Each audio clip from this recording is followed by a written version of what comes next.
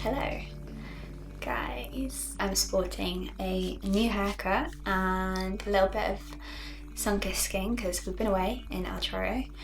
We just got back from a week of sport climbing in El Chorro, and before that trip I decided to chop my fringe in, so it's really like, I did it myself, it's really uneven, but I have new hair, so there's that. It's also International Women's Day. It is March 8th, 2020, so big respect to all the powerful, strong women in my life and the people that inspire me to be the best version of me every day. You're all amazing.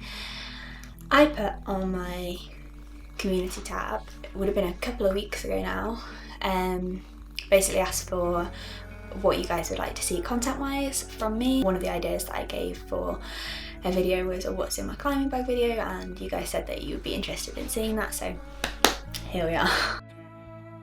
We're actually going climbing later, so I'm packing my bag and all of our climbing stuff was all over the house because we just got back from a trip.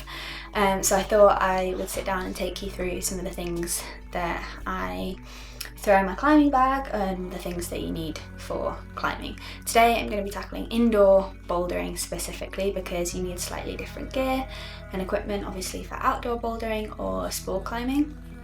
So today is just indoor bouldering, and I'm just going to take you through what's in my bag. So I guess a good place to start would be my bag, the bag itself. So I'll be honest, I'm not really the type of person who's organised enough to have a climbing bag. I kind of just have my climbing stuff wherever I leave it, and then I chuck it into a bag and we're good to go.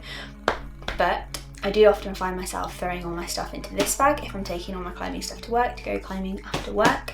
I don't know if you'll be able to see in frame, I don't know how zoomed in I am, but the bag I currently use probably most often is my Low Alpine Aeon. It's a 22 litre, it comes in this lovely green colour, and I've had this since October I think and got a hell of a lot of use out of it. It's really lightweight, so it's really good for taking climbing. This is probably a more technical pack than I need to stick all my climbing stuff into. It also works brilliantly for a day outdoor bouldering. Probably it's more functional for a day outdoor bouldering than it is for just like taking to the wall, but it works for me. So what I really like about this is its size. It's a really good size for fitting all of my gear into. I find it's also got little pockets for me to stash away my more miscellaneous items. I just find that this fits everything in really nicely. It's also got a little place for me to clip my climbing shoes onto so I don't have to stick my stinky shoes in my rucksack.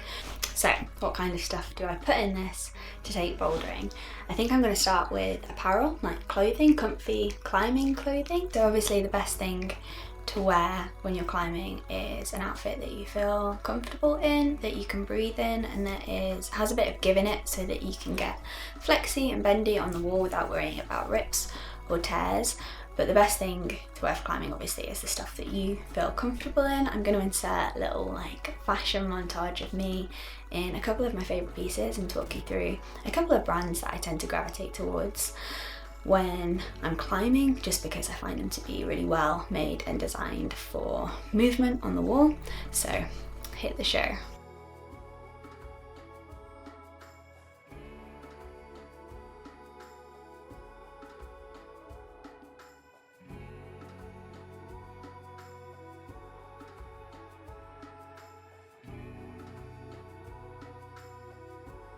So I would argue that the only piece of kit that you actually really need to take up bouldering is a pair of bouldering shoes. Obviously you can have bouldering shoes at the wall, but I really recommend investing in a good high quality pair of shoes that you can call your own, that are going to help you to feel kind of like confident and help you to trust your feet. So my shoes, I'm trying not to put them on my bed because they're kind of gross.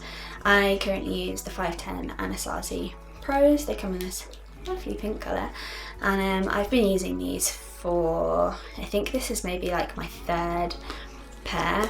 I was using the Anasazi, just the Anasazis before this. They're kind of like the greeny turquoisey coloured ones. I'll insert a picture here, but these are kind of like the step up from those, and the big difference in these is that they have a lot more rubber in the toe, so they have this kind of boxed toe, and I find that With my old Anasazis, I was struggling to toe hook effectively, and these I really trust. They've got a lot of rubber. I get a really banging toe hook in things. I just really like these. They seem to fit me really well. I get on really well with 5'10" climbing shoes in general. They seem to fit my foot shape. They last reasonably well. I found with the Anasazis I would go through the toe rubber quite quickly, but because these have got a little more of the stealth C4 rubber on the bottom, I tend to find that they're a little bit more durable. I really like these. I trust them.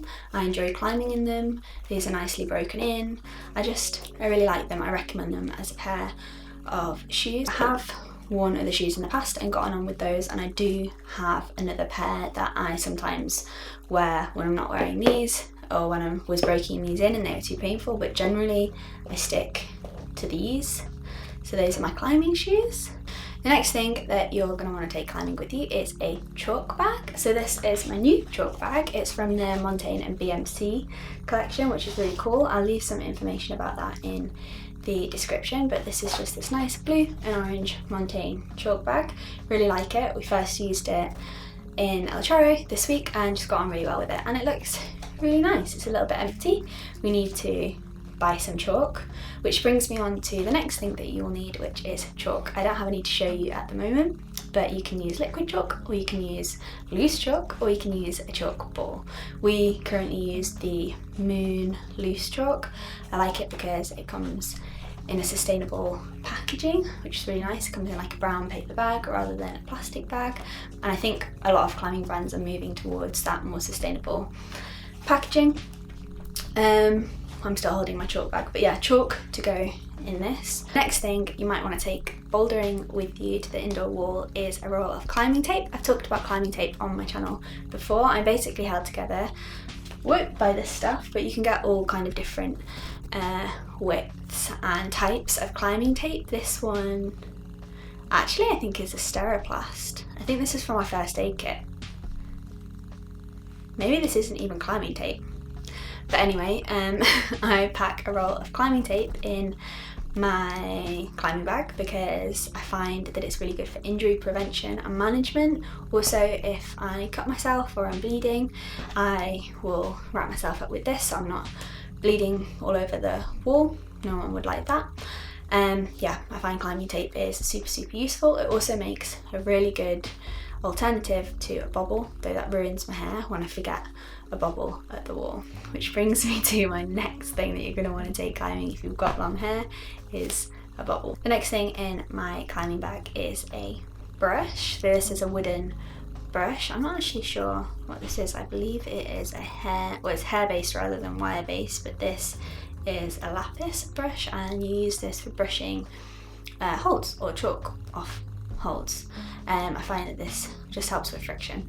Also, I think psychologically this gives you a little more when you just need a little bit more from a hold. I just give this a good, and you're good to go. Indoors is a slightly different kettle of fish to outdoors. Obviously, over brushing rock can damage the rock, so I try not to use this too much outside, but indoors this baby comes out all the time, and yeah, I'm a bit of an overbrusher. These are wooden, so they're great and sustainable, and I always have one in my chalk bag, in my climbing bag when I am climbing, just because I like the reassurance of a brushed hold.